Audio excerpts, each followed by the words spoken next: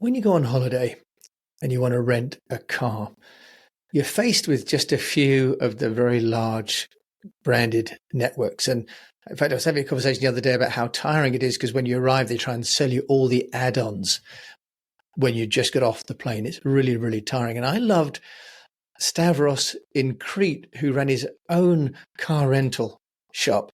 And I love to walk down the street and meet the guy who actually runs the shop, who owns the car rental business.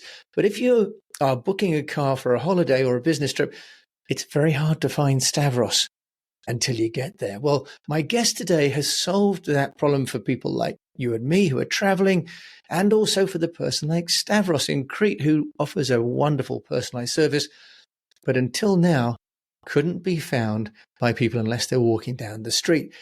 We're going to have a conversation with Ammar, who is joining us from actually Cardiff.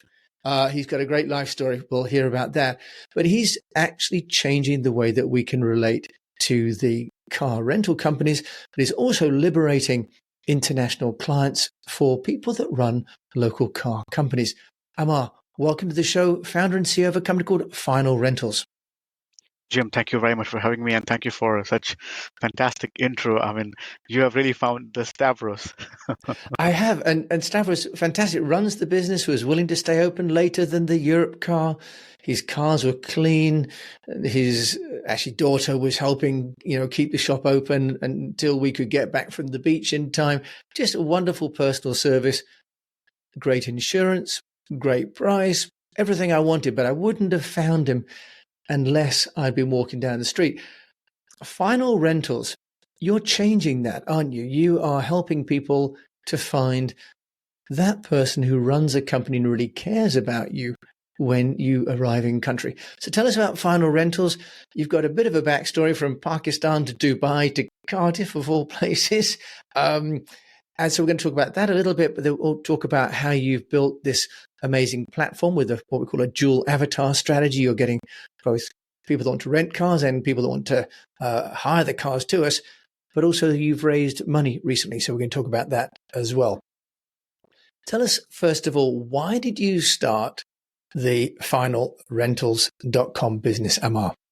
Yeah, absolutely. So Jim, thank you very much for putting it all together. So, moved from Pakistan to Dubai in 2006 when I was 18, 19 years old, as a young web developer. And as destiny would have it, my first project was to build a website for Budget Rent-A-Car. So Budget was a very, very big brand, and it was its first, let's say, entry to the UAE, to the Gulf market as a big franchise.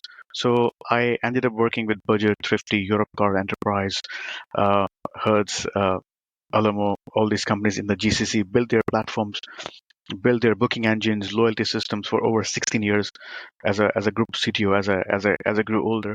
While I was working with these companies, I realized that they have so many locations, people, cars, resources, and I was always thinking how, like you mentioned, Stavros will compete with this, or how Stavros will handle this new wave of expansion, because all these companies were having all the bookings from a Travelocity or a Holiday Autos or Booking.com or Kayak, Skyscanner, and I was just wondering what will happen to a Stavros, because half of this industry is actually comprising of many, Stavroses, Hoans, Jims, and they run a car rental business with 40 cars, 60 cars, 50 odd cars. And as you mentioned, the family business, daughter is helping the father to keep the shop open. So I was just thinking about this. How can one, build this business or call it a digital franchise and help all these guys come under one umbrella, serve through certain standards, and then join these bigger online platforms, because I had the technology, I had the knowledge of this. So that was the inception or advent of Final Rentals. That's how I started, and I started with my first two locations in Dubai. So you started in Dubai, but then you've moved across to Cardiff. Not an obvious lifestyle choice, especially in light of all the rain that actually, I guess Dubai had a lot of rain recently as well, didn't it? And the UAE had a lot of rain too. That's right. Why Cardiff? So that's a very interesting question, because I will be honest with you. 2.5 years ago, I landed at Cardiff Central Station, and I had absolutely no clue if I'm in a new country or if it's a part of the UK or how it works. I had no idea, right? So, and I wanted to own a small place or rent a small place in Cardiff, but I think fast forward today, I think Cardiff really owns me, to be to be honest. So how it works is, while I was working in Dubai, I was very happy. I was winning awards. I was one of the top entrepreneurs in the car rental space. And then came COVID-19. So when COVID-19 happened, I realized that Dubai wasn't the place for crisis. And what do I mean by that is, uh, there were no laws for furlough, for example. There were no government support in terms of how they're going to help us innovators, because we are not greedy people. We don't have money in the bank, but we create innovation, right? And that was the time, right? And I realized it wasn't the place for me. And as an innovator, I was just, I think I crossed my time, for Dubai, and now it's time to explore something else. So I applied for TechSeed, Poland Prize TechSeed program by European Union. I got into the program, moved to Gdańsk in Poland, spent a couple of years there, built business further, added more locations, grew into Europe, Malta, Caribbean, Florida, worked with some incredible young talent. And then one fine day, I got a call from UK Embassy in Warsaw, and they said, "Hey, do you want to have a tea with us? Come, let's have a tea." I'm like, oh, I was like, okay. So I took a train to Warsaw. I absolutely no clue. I'm like, okay, let's go. Let's see how the embassy is. How the UK Embassy is. Let's just see it as a trip to the UK Embassy. So went there. They're like, you are this English-speaking founder. Why don't you go to UK? We have innovator visa. Why don't you can get an innovator visa? You can go there. You can raise funding. UK is much much better in terms of fundraising and all that in comparison to a Poland or Europe as a whole. So I studied that whole program and I applied for it, got into it, and guess what? Landed in Cardiff. Uh, I'm a white person, so I have been to London, Coventry, Birmingham, all these places, Scotland. But the moment I landed, I was having a cross UK trip to find a place for myself. And the moment I landed in Cardiff, my first foot in Cardiff is like Neil Armstrong, Neil Armstrong, right? So a giant leap for my company, I would say. So my first steps in Cardiff, I'm like, you know what? This is my place. This is my Silicon Valley. And since then, the rest is history. I never really looked back. Raise money from Welsh angels, raise money from the Welsh financial institutions, raise money from London, from Silicon Valley. It has been quite a journey. Oh, that's a wonderful journey. And I've been to Cardiff. I live just across the river, across the estuary, and I live just outside Bath. And Cardiff is a beautiful city, and Wales is an amazing country too. Well, we're very blessed then that the UK has this outreach program from the embassy, and they've brought you back here to the UK and creating jobs and reaching out. Let's just look then at how you've been building the business, Ammar, because when you have a platform, as you do, you have always this problem of you've got to find the customers and the suppliers, haven't you? Because if you have all the people that want to rent cars and nobody that's renting the cars, that's not going to work. And conversely, if you have lots of people with car rental businesses and no incoming traffic, you're not going to acquire any more. So can you just take us through the strategy of building the two parts of the equation? Yeah, absolutely. So I always tell my team, guys, we are in a supply chain business, and they're like, what do you mean by that? I'm like, we create supply and then we also create demand, right? And if both the ends are working together, only then we are successful. So when it comes to the supply side, we scout, we try and find local businesses around the world. We have a world map always in front of us, the most attractive urban centers that we want to attract, the most important airports. So we have a method to this madness, and we basically approach those companies through business directories, through Facebook pages. You'll be surprised. Some businesses only have a Facebook page actually. So my team is checking, where they are. We have a chat with them. We have a call with them, and we build our supply base, city over city, region over region, province over province. In mostly the highly touristic inbound countries, right? So that's how we approach the supply side. On the demand side, we are always connecting with platforms, who will actually create more bookings for us. So So we are connected with a Kayak, Skyscanner. We are also connected with Discover Network, VIP Cars, Autumn Cars, BSP Auto, autorentals.com. So all these platforms tap into our Magic API, and through our Magic API, they can reach a gym or Benz or Stavros, and they can book through their supply, their cars, using our Magic connectivity platform. So that's how we are solving both sides, both ends of this business. Again, my vision is to right now we have a booking every 8 minutes on our platform, but my vision is to bring it down to every 8 seconds, and then maybe every 8 microseconds. And, well, there'll be a lot of happy Stavroses out there. There'll be a lot of kebabs being in. Well, that's wonderful. So, you've got then this dual, one-to-one outreach, as you say. A lot of companies, especially in maybe more local markets, don't even have a website, right? Right. And so they'll have a Facebook page, maybe, as you say. Then direct outreach. What do you have to say to those people, to a Stavros, for example, who's got a business, he's built the brand, he's been in there for 30 years, he's paid for the great location. Stavros was on the corner, in fact, of the busiest street where we were. And he says, well, thanks, Ammar, but, I've got enough business. I don't want to lose my brand. You're going to take my margins away. Those would be, I could imagine, a few of the objections you have to overcome. We'll be back after a quick break. AI is changing the game of business. Will you be on the winning team? I'm Jordan Wilson, the host of the Everyday AI podcast, and your coach to help you learn the X's and O's of AI. Artificial intelligence isn't just a new player in the game, it's a new sport altogether. So if you don't quickly put AI into play, your competitors will run up the score. I've spent my whole life building winning teams, from coaching basketball to working with big players like Nike and Jordan Brand. My next move? Helping you win with Everyday AI. Listen wherever you get your podcasts or on everydayaipodcast.com. Let's tap into AI together and put points on the board. Yeah, absolutely. So first thing first is, I think we all have ambitions, as people. So Stavros has seen Hertz, Europcar, maybe on the other side of the street, he has seen those bigger brands, and he sort of looks at them, wow, you guys are also on these platforms. So there's a bit of an envy element in here, right? And obviously, a Hertz will never have a chat with Stavros because it's Hertz or it's Europcar. They have their own strategy of expansion. They also own the cars and all those things, right? So when we have a chat with someone like Stavros, for example, so you will meet actually two kinds of Stavroses.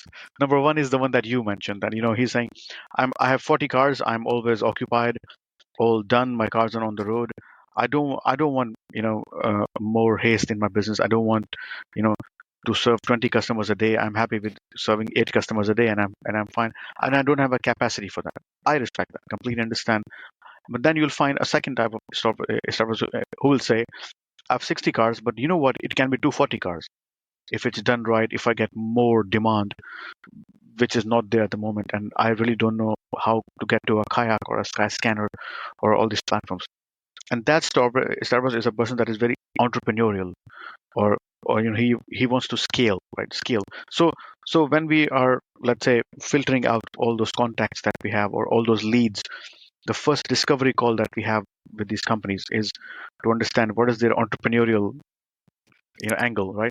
If they don't have that, it's okay. We respect that, and we shake hands. There's no problem.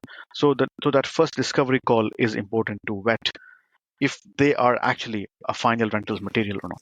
Right, and you might even find, of course, that the second generation is saying, "Come on, Dad, you've got the first generation of the business up and running. Where do we go from here?" Right, like Stavros' daughter maybe saying, "This is great, but Dad, So one thing, one thing is, I think, is a blessing, or maybe not sure. So when I was doing my MBA, right, I was doing my MBA. So I did it from Italy, from MIP, Milano, and because Italy is a land of family businesses, right? Many family businesses are there, right? So they also teach you how to run a family business. So we actually have a course in our MBA, how to run a family business, which is unlike any other MBA, to be honest, right? So I've studied that, and I love family business. I'm a family person. I love family businesses. So when I'm dealing with those companies, I can tell you it is incredible, and you're so right.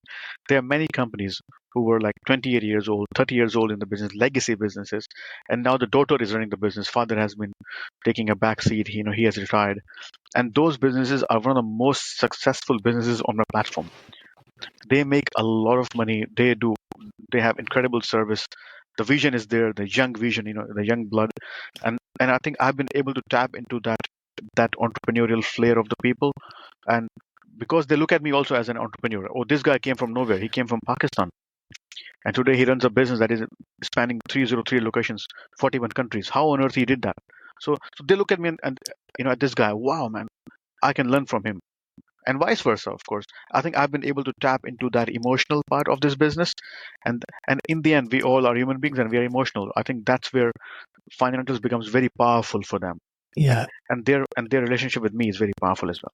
Yes, Ammar, I think as well, what you've also picked up on is that they'll recognize that if they don't find scale and inbound, those multinational brands will eventually squeeze them out, right? So from Absolutely. it's And not sustainable in the end to just be independent on your own.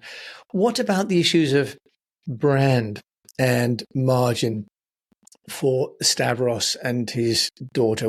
Where do you take the margin from their business?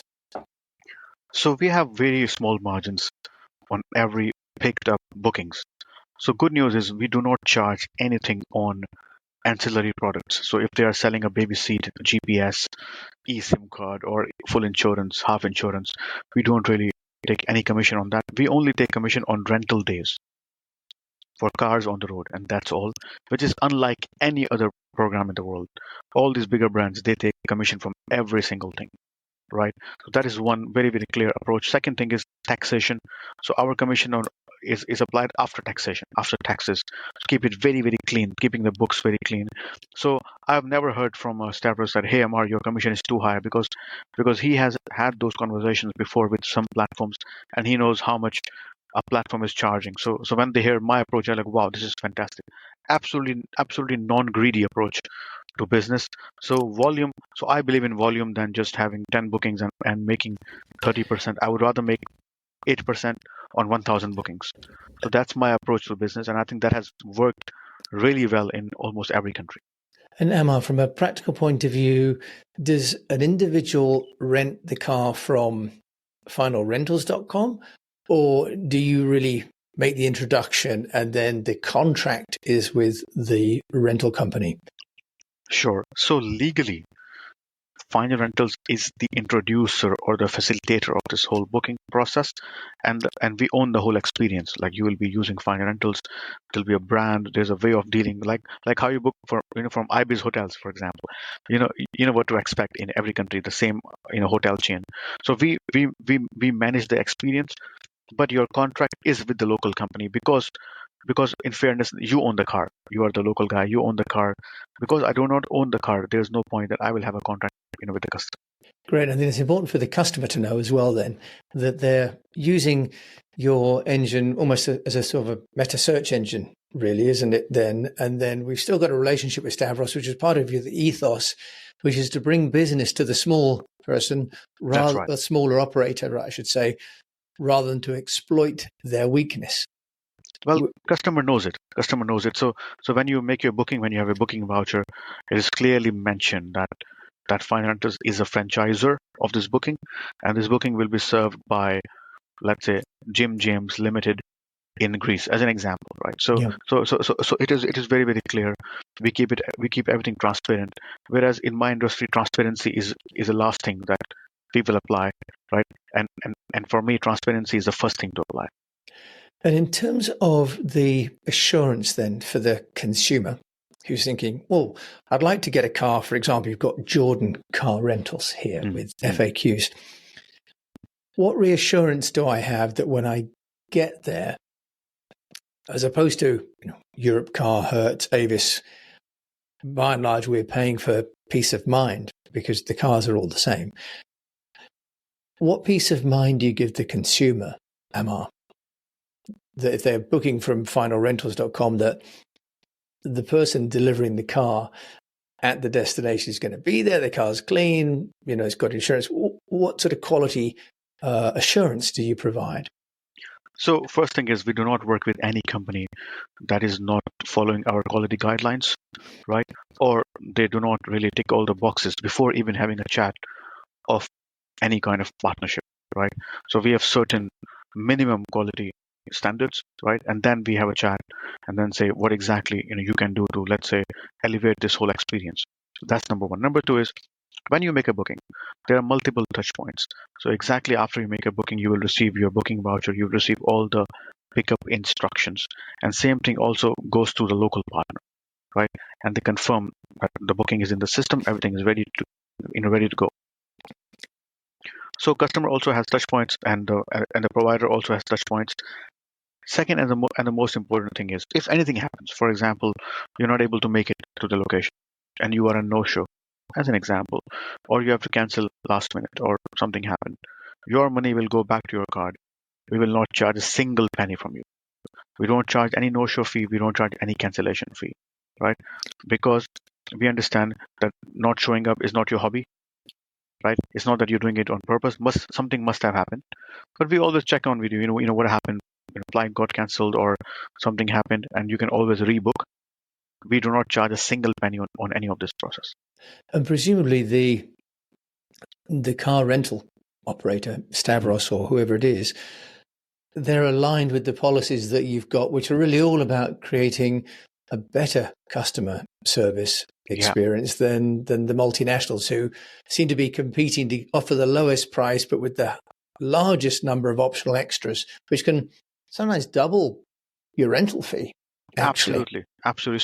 So we have this thing, it's just a comparison, right? So online world is all about, like you mentioned, if you can guarantee peace of mind, or if you have sold that peace of mind, then you'll be sold out. And what do I mean by that? If you buy anything from Amazon, for example, right, and you say I don't want it, Amazon will take it back from you, no questions asked, and your money will come back to your account, right?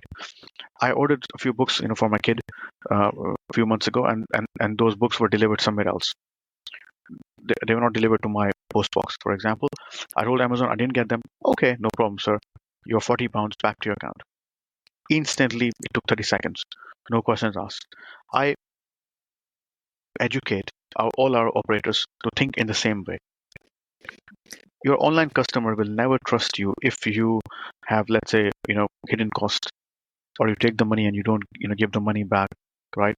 And we don't want to owe a single penny. I don't want to see a single penny on my balance sheet that is taken off from a customer who didn't use our service. So I have this very, very clear message. It's all across the board, right? We don't want to see a single pound on my balance sheet that is not mine. Customer hasn't, taken any car, but we'll still, are showing that as a, transaction. That's not how we, we'll do business.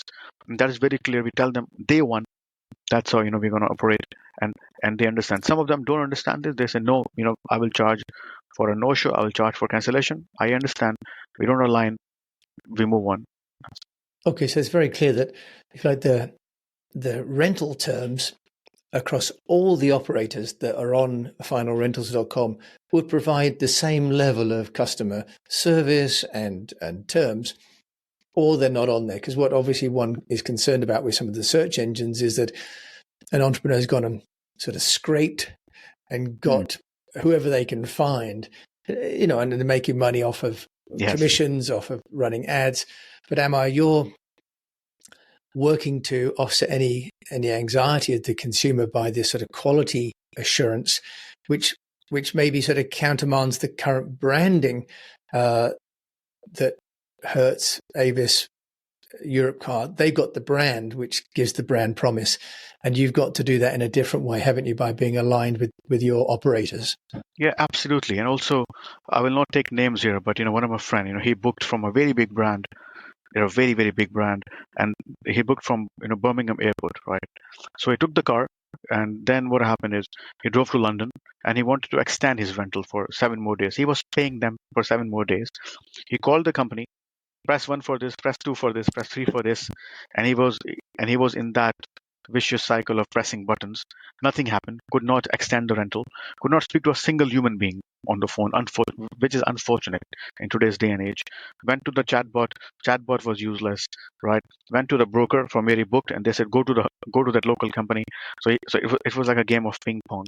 And he called me and he said, Ammar, guess what? You are doing the right thing. And I said, what do you mean? He said, you make it so easy for consumers that if someone wants to extend, what do they have to do? I said, if they want to extend, they have to swipe right on the app and say how many cars, how many days they want to extend to, and it's done. And he said, I've used this company, and I could not believe what he was telling me. It was just unbelievable for me how it is even possible. So you mentioned there you've got an app, Ammar. So where is the app? Because on your website, I can't see a link to an app. So Yeah. how does that work? Where do people get an app for finalrentals.com? So our app is on iOS and Android stores, right? And basically what we do is we disconnect the experiences. So when you're on the web, we don't want to send you to an app because we want you to do it on the web. And when you're on the app, we don't want to send you to a web. So that's why we have two separate experiences, right? So our app is available, and you will be happy to know that 19% of all our transactions that happen are happening on our app. 19 or yeah. 19? Okay. Out of interest, why are you separating the web and the mobile experiences? Because these are two different customers. So what we learned from our different let's say heat maps and also the consumer behavior, there are some customers who just love doing it on the web. Okay, and then there are customers who are like, you know what, I'm only going to do it on the app. It is also a generational thing, right? And that's why before we used to have like a top banner, download the mobile app and all those things, but we have taken those off because that was sort of a friction or add-on step for the customer, whereas we want them to book and search and book, right? So searching is the most important element for us, and we have improved our searching on location on the website as well as the app. Very interesting. You're the first person I've heard who's now separated those two out. But also what I'm hearing from you, Ammar, is that the customer experience and putting the personal, the person back into the business transaction is a key difference for Find Rentals. And that's also going to be the case when you arrive in that country and find the person who actually owns and operates the business. So you're going to get that personal experience all the way through. Now, let's just move to the personal side of your experiences. We've got about 10 minutes left. And so I'd just love to hear from you from a sort of a marketing perspective. You've managed to build this brand and you've raised money a couple of times now. Can you just share with us the experience? What did you have to do to raise funds for Find Rentals? So interesting thing about raising is when you're raising your very first funding and when you're raising a second funding, these two are different worlds. Like you just cannot compare the two experiences. They are just two different experiences. So when I was raising my first funding round, there were so many things that I didn't know about. So for example, when you are running without raising any funds, you are the master of the universe and you are doing everything on your own. You can hire people, you can fire people, you can spend on something that you want to spend on. You can do many things without any approval, for example, or without any plan even. Like you can say, you can be more instinctive, right? But when you have raised funds, you need to think on a very strategic level, month over month, quarter over quarter, right? So why did I raise funds? First thing first is, right, you should never raise funds if you don't know exactly what are you doing it for. I understand when you raise funds, you become famous, people write PR for you where you're like, this company has raised this much money, ha ha ha ha, all that, fine. That's the red carpet stuff, I understand. But don't raise funds for that. Please don't. If you don't know exactly where the money will be used, the funding will just be nothing, honestly speaking, and the money will just go, and your investors will never trust you when you go back to them.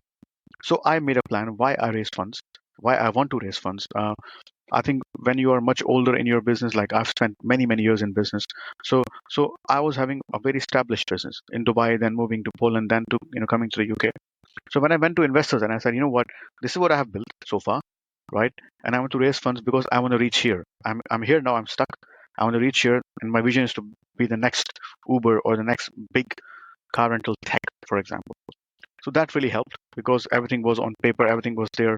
So it's all about planning, having those papers, having your P&L, and see how it goes. Many founders who start raising funds, they come from a tech background and they don't have a finance background, or they don't understand numbers.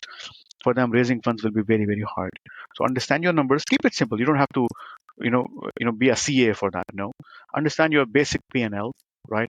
And how it is working for you. What are the levers where you make more money? What are the levers who are, giving you losses? And then just go to the investors.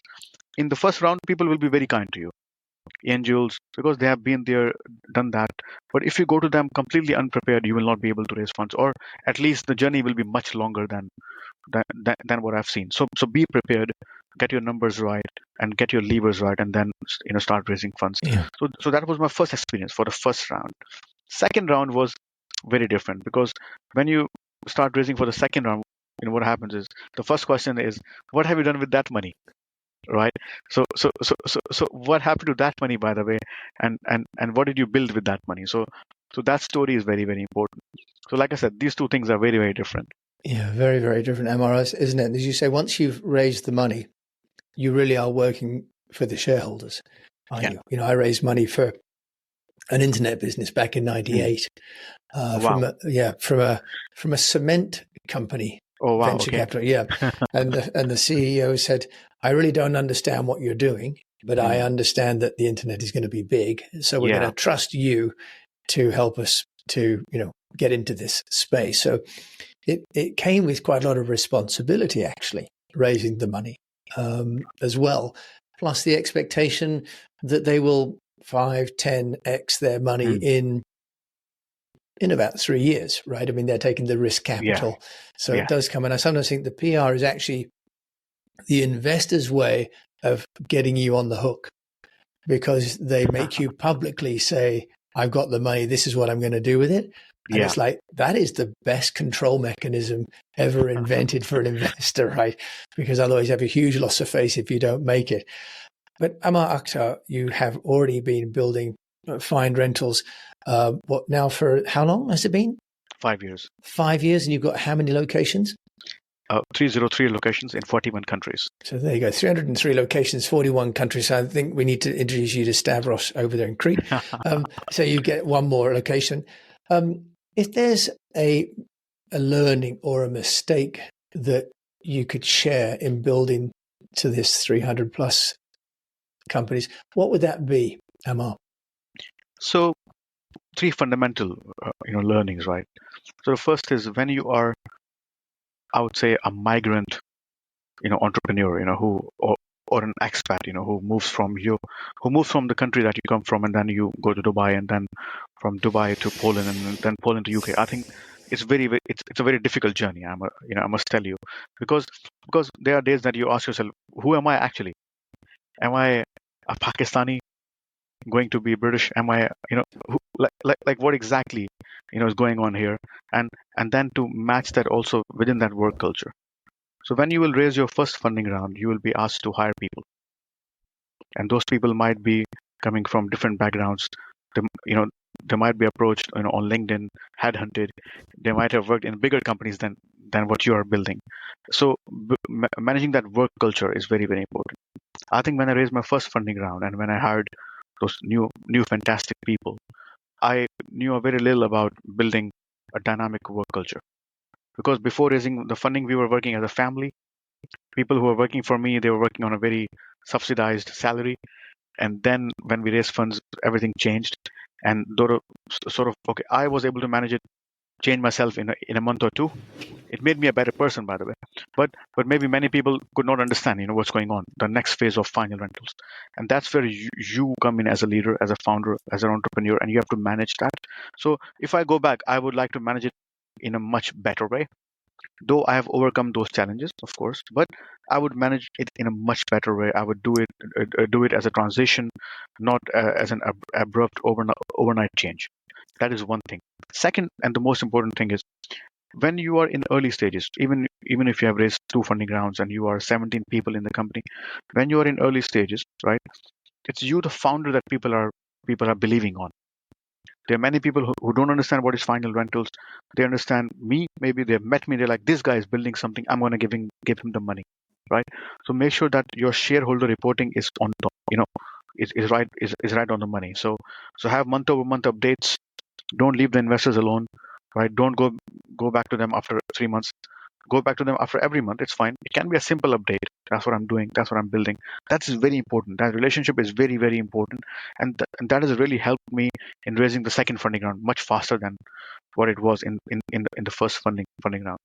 Third, and the most important thing is, a lot of founders that I meet, they think that when they will raise funds, they will be controlled or something will happen.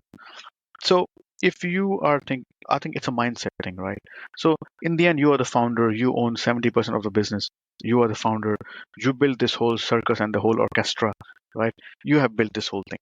So yes, you have new people in, but you have built this thing.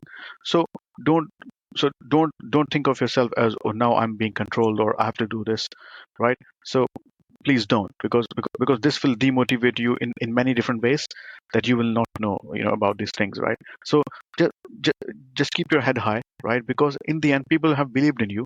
If you have a problem, let's say if you have a problem with something, that is a person in your company, that is a person on your board, that is a person on your cap table, have a chat with them, have a town hall with them, have a coffee with them, solve those problems. Because in the early days, the less friction, the better. Because when you will scale and when you will have 50 employees, 100 employees, right, the playbook will be different. This playbook will not work over there, right? So you have to understand. So make sure that you deal with the issues as they occur, and don't leave them, let's say for 2 months, 3 months, because that 1 minute of leadership will save you 3 years later. So yeah. Ammar, that's great advice. Thank you. And as you say, when you take money and when the business scales, as an entrepreneur, one has to change your style and some of the conversations that you have with the people and deciding whether those people are still the right people for the business. So it's the joy of being an entrepreneur, isn't it? That nothing stays the same. You plainly have learned a lot, but you also read a lot and listen a lot. Ammar, if there's a book or a podcast that you found useful and inspirational in your journey as an entrepreneur, what would that be? So, there are many books, right? So I follow the leaders, right? So I was reading, this book that was about, J.D. Rockefeller, right? It's called The Titan, okay? Where how he built his empire without having a WhatsApp or HubSpot or all these tools and technologies. It was fascinating, right? Big follower of Tata, the Tata family in India. I think they have built incredible empire. So how these guys built this incredible empire that is still today still relevant, right? And then when you talk about contemporaries, young leaders, or maybe not so young, I have read the book of Netflix, No Rules, recently. That was fascinating because the feedback culture and how the feedback culture changes the company, radically as a work culture. That really helps. Last but not the least, I think we all love what Steve Jobs has done to us. So his biography by Walter Isaacson was also fascinating. Well, I asked for one, but we've got a slew. We've got a library there, which would be great, because if we're taking a plane to go and get one of your cars, we've got books to read as well. Absolutely. Ammar Akhtar, if we want to get hold of you, where can they do that? I would like to believe I'm quite active on LinkedIn.